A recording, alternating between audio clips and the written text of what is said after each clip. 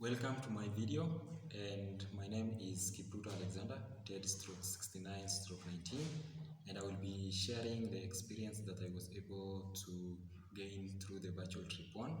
And in the virtual trip one, I was able to learn a lot of things. In first part being the factory layout planning, the second part is the industrial health and safety, and the third part is the technology for manufacturing system. So right away, I'm going to share what I was able to learn in the factory layout planning. Factory layout planning involves the process of physically arranging the production factors that makes up the production system so that it can suitably and efficiently comply with the organization strategic objectives. Factory layout planning is considered one of the important design decisions. It is also significantly affects the efficiency of production system and their productivity level. Efficient factory layout planning ensures that the production schedules are met in the short, mild, and long term and at a lower cost, while adequately using space and guaranteeing in turn a certain degree of flexibility for future relayouts and minimum health or the security of workers. A good layout results to a comfort, convenience, safety efficient, compactness, and profits. Also, a poor layout may result to congestion, waste, frustration, and inefficiency. Plant layout is the mechanism of locating machines, plants, and many other things within the organization so as to achieve greatest possible layout outcome. The principle of the plant layout are as follows. Principle number one is the principle of minimum movement. These materials and labor are to be moved over a minimum distance, saving the cost and time of transportation and material handling. The second one is the principle of space utilization. All available space should be effectively utilized both horizontally and vertically. The third principle is the principle of flexibility. Layout should be flexible enough to be adaptable to changes and if expansion is required. And the fourth one is the principle of interdependence. Interdependence of operation and processes should be located in close proximity to each other to minimize the cost of production. The types of plant layout are as follows. The first one is the process layout. All machines performing similar types of operation are grouped together at a location.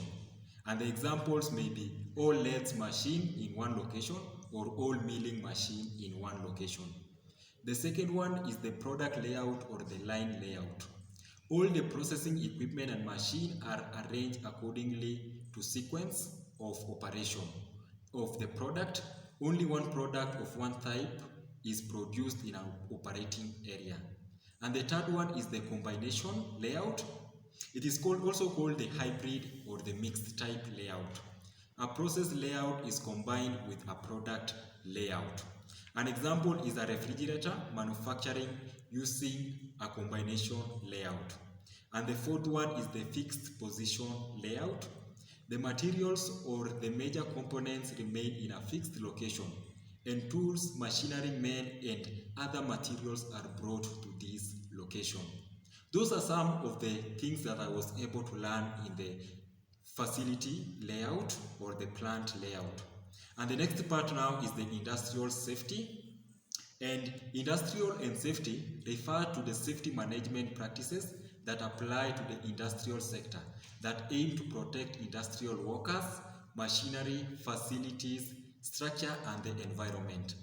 Health is the absence of disease, while safety also refers to the absence of risk to serious personal injury. How to manage the workplace accidents? The first one is the proper orientation or the training of employees. Employees should be trained on safety measures and also how to maintain the workplace safety that may cause to injury. The second one is having a safety policy for which employee must follow in line with the stipulation guideline by the Occupational Safety and Health Administration, that is OSHA.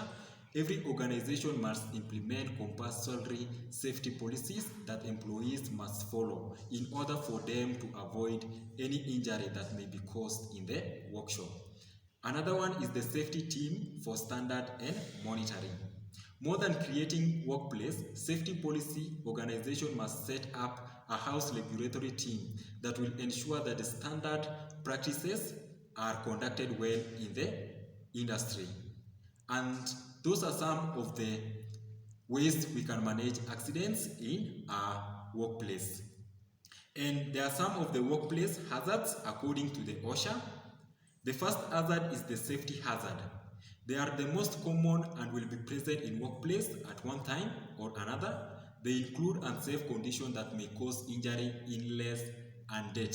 Safety hazard include spill on floor or tripping hazard, such as blockage or running across the floor.